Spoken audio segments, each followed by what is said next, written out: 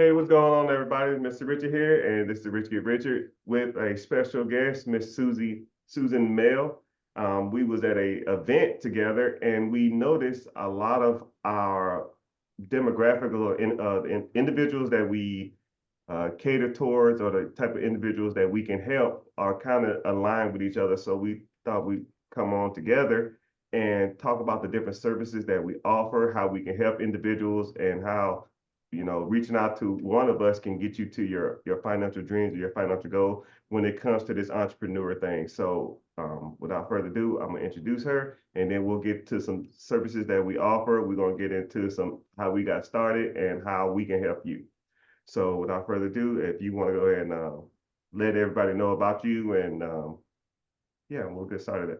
All right. Well, thank you so much for this opportunity. And my name is Susan Mell, and I'm with the Entrepreneur Source. And if maybe you could show that first slide, and this will give you my contact information. But I've been a franchisee for 23 years, helping clients for free explore franchise opportunities. And the reason our services are free, we get compensated by the franchise company, but it doesn't get added to your investment. And my value is to help you discover options you may not discover on your own, since there's 4,000 franchises in 80 different industries.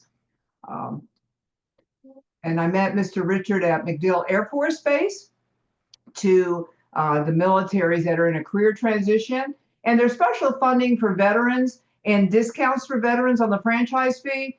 But this special funding for veterans can also be used for people who aren't veterans. Really, the only difference is you don't save 50% on the bank fees, which is what they do for the veterans. But this is a business line of credit that you can get for funding your business up to $150,000, which is 10% down.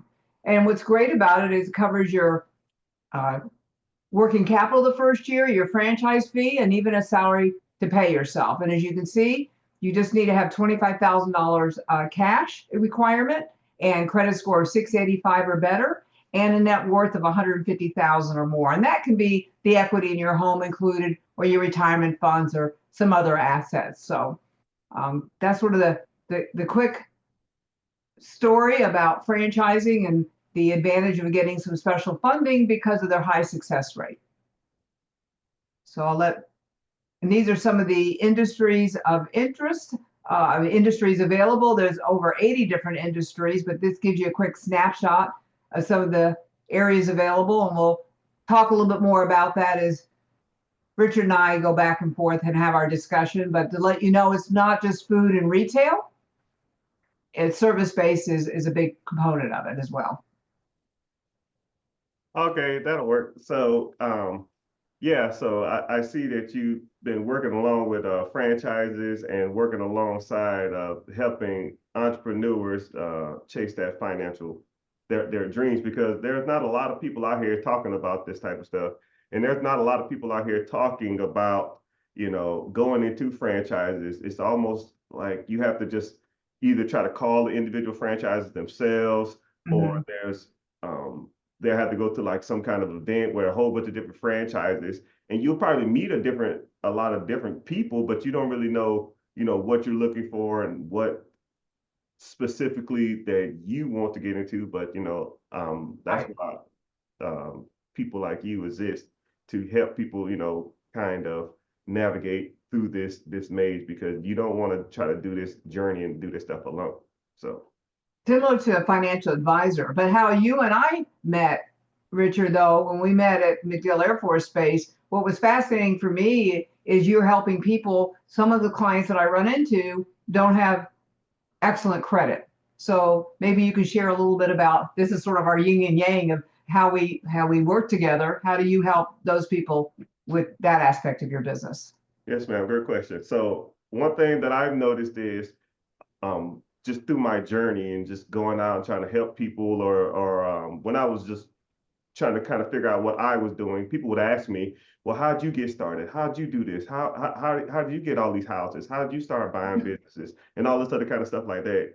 And I said that, I worked on my credit, and then I started going from there, because once you have a decent amount of credit, then you've proven to the banks, or you've proven to the world that you are a good person to loan money to, because you need capital to either buy or grow any type of business that you're in.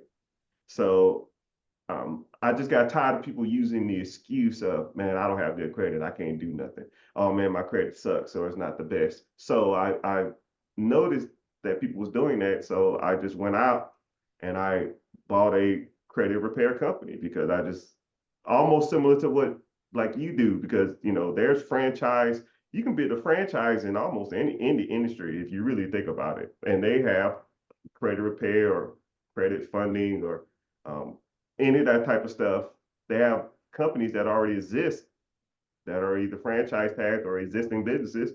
So I just got tired of people saying using that excuse. So I just went ahead and purchased one, and then now people come to me when they have credit issues, whether it's hard inquiries, late payment, derogatory remarks, hard inquiries, bankruptcy, repossessions, and you'd be surprised at what kind of people come into the door. But like I said, I'll try to help anybody get to that entrepreneur dream, because I think that everybody deserves a fair shake at the American dream, and you shouldn't let that credit hinder you from wanting to pursue more in life.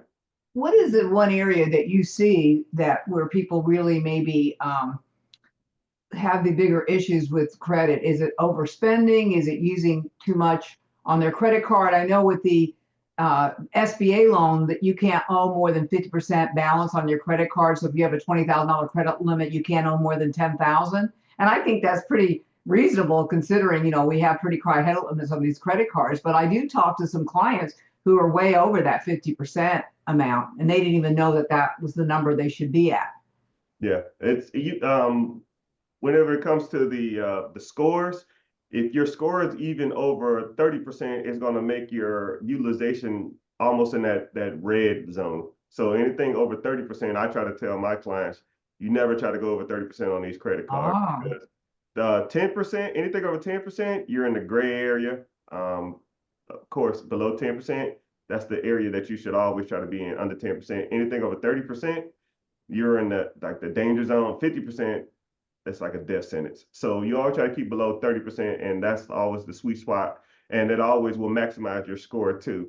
And as far as what I've seen people always get in trouble with when it comes to their credit, it's late payments. It's not even having the balance. It's like they just miss a payment, or they forget, ah, or something slipped through the cracks, which in today's day and age with automated payments, you shouldn't even have that problem. But sometimes when people don't have, they overspend, and then they don't have the money. And people's priorities is what they focus on more. So if you didn't have to pay your light bill, cable bill, or your house bill, or your car payment, but your credit card is going to be missed, people generally go for their credit card. They'll miss the credit card payment, and they feel like, oh man, I'll catch up to it next time. But now that credit card is going to report to your credit as a late payment. And as soon as you start getting late payments, or get charge offs, or they get closed, or they go to collections, it's just going to be like a downward slope. yeah. Well, I think that's good to educate people because I didn't realize how lenient the SBA was on that 50% number where you're recommending no more than 10%. So Yeah. that's really fascinating. And so how do you help people with that, with their credit repair? How do you get people to not overspend or to pay on time? If it's as But simple as that, just paying on time. yeah, there's a kind of a few things that I try to teach and educate people on. One is that you have to come up with a budget and start managing your money better. A lot of people don't have credit card problems, they have spending problems. They're overspending the little money they have, and then whenever they don't have enough, they revert back to credit cards to um, make up the difference. And it shouldn't be like that. You shouldn't be living on your credit cards or exerting yourself or overspending. And then also too, whenever you do start cutting your expenses, start living below your means, stop eating out, and stop taking vacations when you can't afford them, stop buying these cars that you can't afford, and all this other kind of stuff. Whenever you start doing that, you'll start seeing an excess of money, and then you need to start devoting that extra money towards getting out of debt, and then starting to look at your credit, because a lot of people don't even like look. I've had so many people that will come to me and say, hey, I want to buy a franchise, I want to buy a business, I want to buy real estate. And I'll say to them, what's your credit score? And they say, I don't even know what that is. You would be surprised. They've never looked at it. They've never have an understanding of it. And then a lot of that is just educating people on it. Like just because you don't look at it doesn't mean it's not there. It's there. You just have to deal with it, and you should be managing it at least once a month and just double checking and make sure there's nothing crazy on there. And if once you do look at it and you see that there's stuff on there, you need to address it. You need to start calling the bureaus. You need to start disputing this stuff off. You need to start, if you got a collections, you need to call the collecting agency and try to get that removed and or pay down the debt, and or you have a repossession and all these other kind of things. You need to start being proactive on your account. It's not going to fix itself, and it's not going to take care of itself. You need to educate yourself on that, and you need to work with people who know what they're doing when it comes to those certain discrepancies. So, you and I both sort of do something similar in the fact that we educate our clients about different industries. So I educate my clients about the franchise industry, and you educate your clients about funding and credit repair.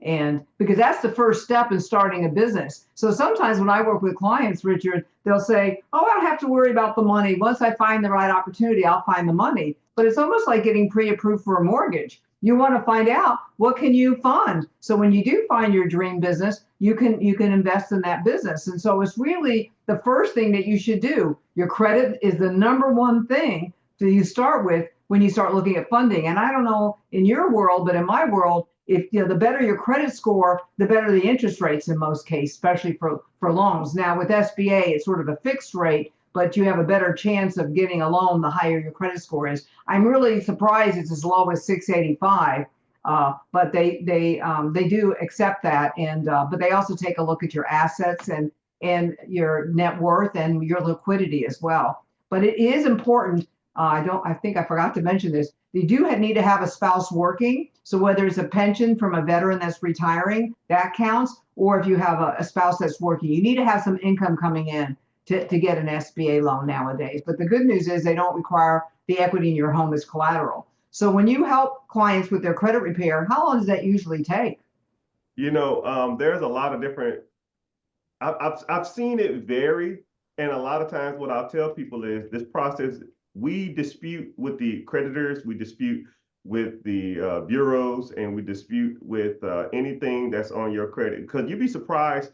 A lot of times people will have like multiple misspellings of their name, and they have Oh, multiple addresses on their name, which will, because you're showing a bad history of like moving around. They like your credit likes you when you have like being consistent in one place. Let's say if you have like 12 addresses in the last 7 years.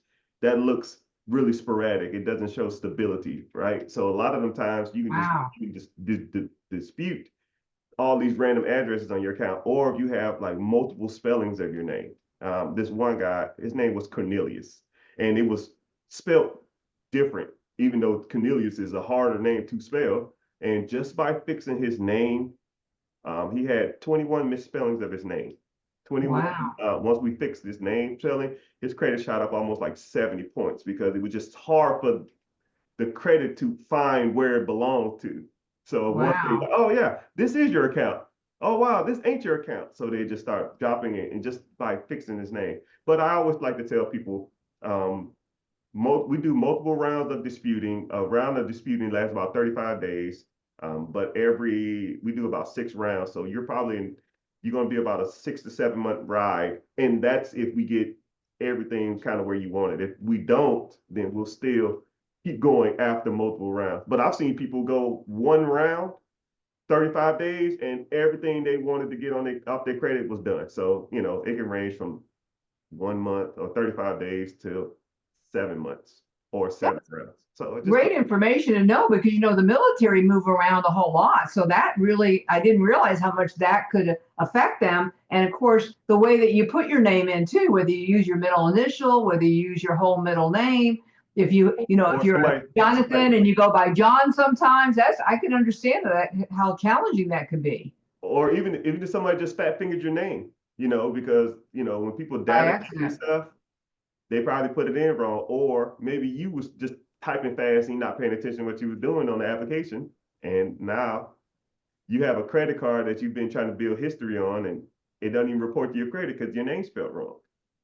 So So, and then you also, in addition to helping people get good credit and so that they can get funding, but you also help with people that are maybe interested in buying an existing independent business, because I work primarily just with franchises, but you primarily, I mean, you and I refer to each other, but you also help people with existing independent businesses, right? Or a startup business. Tell me a little bit more Uh, about that aspect. so that's almost like the fork in the road of where either people go to you or people come to me, right? If individual, there's pros and cons to both Sure. franchises and like I got mom and pops or the businesses without the franchise tag. So if you wanted to, one thing about franchises is there's a lot more help if you need it because you have the franchise, the people who you're buying the franchise from. They have a lot of the resources that you might need if you need help with. If there was a situation that came up, 9 times out of 10 or 99% of the time, the franchise owners or the other franchisees can help you with those situations. So a lot of people like that team system Yeah. when it comes to franchising. But if you wanted to buy an existing business, you don't have that same structure. But along with that franchise, you pay typically a franchise fee. So some people are like, I don't want to pay a fee. I'm not going to pay to have my business. And then some people, they're seeing that fee as like almost like a phone a friend. If I need anything, I have systems and teams in place, and I know how to deal with certain situations when they arise. Because say you buy a particular franchise, and that franchise, there's 200 other franchisees. If I have an issue, I can call any of those guys and probably my network that's probably had something similar happen to them versus a mom and pops that, there's a one off and something hit the fan. We call that being in business for yourself but not by yourself. But I do run into clients that, I didn't know if I could be a franchisee myself because I owned my own independent business for 17 years and then became a franchisee now for 23 years. But a lot of people have their own business idea. They have something they're really passionate about that they really want to do it themselves. So sometimes people will start businesses on their own. But most of the clients that I've talked to that have started businesses, and this might be the case for you as well with the business that you have a little as well, but people tend to do something that they've done before, they're familiar with. So, for example, my first business, I ran somebody's wireless business for a couple of years before I went out on my own. So I knew the industry and I went out and did that. But if someone wants to start a business and they don't want to be in the same industry or they're afraid to do it themselves, then franchising might be a good guide for them if they want to stay in the same industry or even change. But a lot of people just say, I'd rather not have somebody tell me what to do. I'd rather follow my own roadmap, not somebody else's roadmap. And that's fine too. But because the high success rate of franchising, it's much easier to get funding. So that's one of the things that attracted to it. And I always tell people, if you have a great business idea, why don't you see if there's a franchise already doing that to see if there's some value there? Because one of the main values is technology. The money these franchises spend on technology is probably more than most independent. But people find a need. So like you found a need, you saw that niche for business credit, getting that your credit score improved. Because if you don't have that, it's really hard to start a business with bad credit. Even if you have money, it still can be challenging because everything requires credit. You can't get a business credit card without good credit, right? Yeah. You need to buy some products or equipment. You're going to have to pay cash on, COD, cash on delivery, because you can't get funding. So the credit's a key for everything we do in life. And it's interesting to hear today that people can mess it up just by having the name wrong. Yeah. And then to your point too, I want everybody to almost hear what I say. If you don't listen to anything I say or anything that we say, remember this, right? If you want to do this entrepreneur thing, you want to go into business for yourself or you want to be self-employed, however you want to do it, there's pretty much 3 avenues you can go down, right? You can try to figure it out yourself and start it from scratch. You can take the franchise approach, or you can just buy existing without the franchise tag. Now, if you do it yourself, the statistics don't start in businesses yourself, right? It's like a 91% failure rate in the first 5 years because of lack of funding, lack of education, lack of know-how, not understanding the market, and all that other kind of stuff, right? But when you go into a franchise, you have a greater chance of success, like she was saying. You have a greater chance because you have the teams in place, the systems in place. You have individuals who are rooting for you, and they're going to give you every avenue that you need to be successful. And then when you go into an existing mom and pop's business, you already have a track record. You already have a history. You already have, teams, employees, and systems in play. You already have cash flow coming in. So I'm just kind of want to say, don't if I was to do it again, I wouldn't try to do it, it myself, right? Either go with the franchise or go with the existing business route. And why do you say that? Why do you say that? Why did I say what? Don't go That you don't, would that you because wouldn't well go the why start did you wouldn't do it again on your own like what you did? You bought an because existing business. it takes too much time. Like I'll even It's give you longer. because let's say if you wanted to go and do like a brick and mortar, right? So let's say if you had $100,000 cash or something, right? So now you got to pick out the place, you got to sign a triple net lease, and then you got to do a build out, and then you got to hire employees, and you got to hire staff, and then you got to come up with a menu, and then you got to have a proof of concept. You don't even know if it's going to work. You're 6 months to a year out, and you Right. don't know if people even want your product, right? And at least with a franchise, if you do a build out and all that other kind of stuff, at least people know, oh wow, this franchise is coming here, this store is coming here, and they already have some kind of association and some acknowledgement of that store. So now you get the people, the marketing that franchise has been doing for years, they already have that association with them. Versus your concept that no one even heard of, or they don't even know that people don't want that in that area. You know what I Oh, mean? and And and, and then I whenever you're building that stuff out, you have individuals that can help you along the way with the franchise thing versus you starting it yourself. You got to hire people, and you might not even have any concept of that, and you got to come up with uniforms. You might not have a concept of that, or what I mean, or even hours. You might not even have a store hours or even menus. You know what I mean? So well, it's you just bring up a good point because sometimes retail, if you're a franchise, you have a better chance of getting a lease as a franchise than you do an independent business, especially if see, you don't have experience in the industry. Because when you look at a lot of these retails, it's like, look at all these franchises in there. That's because the landlords prefer franchises because of higher success rate. So I feel like today's conversation, and I appreciate you taking the time today so that we can have this conversation.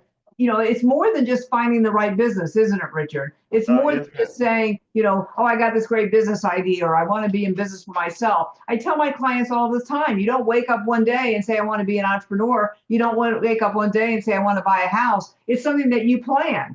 And you have to, and so when you have resources like you and I, we can help you with that planning. And so it's really, it's more than just what is it, people say, well, what is the best franchise? And I really do promote more of the service space in the retail because they're a much lower investment, faster ramp up to earnings, and generally the return on investment's higher. But I think between the two of us, we're great resources for anybody that wants to consider whether it's business ownership or just even personally get your credit up because that's really that will really hinder you the rest of your life if you have bad credit. Because I talk to people a lot that they're in their 50s and they have bad credit, and that's due to a variety of reasons. But I learned today one that could be so simple. So I didn't know if yeah. there was anything else you wanted to add to So, today's conversation. but we'll finish. If you wanted to give any direction or any kind of general overview over a perk of a franchise,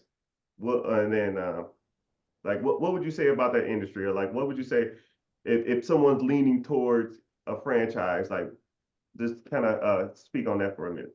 Well, and I specifically, I like people to help develop their criteria. Like, so when they're exploring franchises, they're developing their perfect business model. Do you want a business that's transactional? Do you want a business that has repeat business? Or how about what I call the holy grail? How about residual income? I mean, that's really the best. So really understanding what you want more of and less of. Do you want more of an owner operator model? Would you prefer a model where it's you have to start with employees or something where you can start yourself and add employees? So the educational experience allows you to get a better idea of what you want more and less of in your business. So for me, after being in the wireless business with 42 employees, I really wanted a business that was more owner operator, and that was my personal choice. So there's so I don't want to make it too complicated, but there's a lot of different aspects to a business, and by exploring 3 different franchises, 3 different industries, and 3 different business models, you can do a comparison and contrast and get a better idea. Does franchising make sense? And if so, what's the best fit? But it all starts with good credit.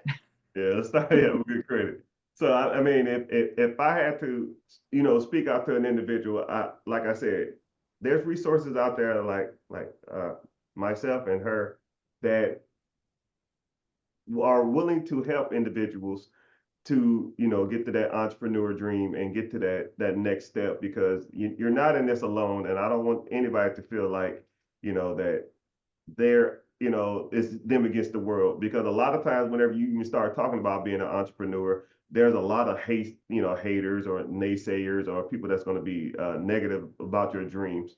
But I want to assure you or reassure you that there are individuals out here who are doing this every single day, who are helping people getting to that next step and trying to transition from that employee to that business owner or that entrepreneur. So I just wanted to let you know that there are resources out here. There are people out here that are willing to help you and talk to you. All you got to do is reach out. So Great. Well, thank you so much. Always enjoy speaking with you, Richard. Thank all you right, so so much. I'm gonna put your information up one more time if you want to let Okay. individuals know how they can find you and or how they can reach out to you if they need you. So Okay. go ahead. Thanks so much. No. Oh, Like, if people want to reach out to you, how would they find you? well, they could email me. They can go on my website. I have a scheduling link. You could call me the old-fashioned way. And my phone hardly ever rings, but I'd be excited if someone did call me. Everybody, or you can text me on my cell. So, Yeah, if you're looking at the screen, all her information is right there. So yeah. yeah, if you need to reach out to her, just call, text, email, and website. And if you wanted to reach out to me, you can just Google search The Rich Get Richard, or you can search me on any social media platform, The Rich Get Richard or Mr. Richard. I'm, a couple You're million on followers. YouTube. You're on all over YouTube. The YouTube, rich yeah, get richer.